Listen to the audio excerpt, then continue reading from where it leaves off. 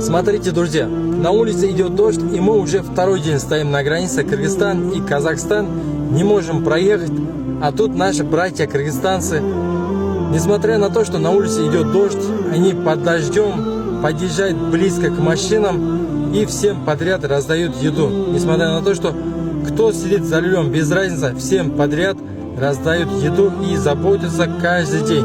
Больше нигде вы такое не увидите. Просто респект братьям. Поэтому Кыргызстан самая лучшая страна в мире. Салам алейкум. Вы же сами подождем, чтобы вы сами, брать. Отлично все. Подожди. На минуту подожди. Стой! Подожди, стой. Дай кому-то уйдет. Дай он кому-то. Вызай. От души. От души. Спасибо. Поехали!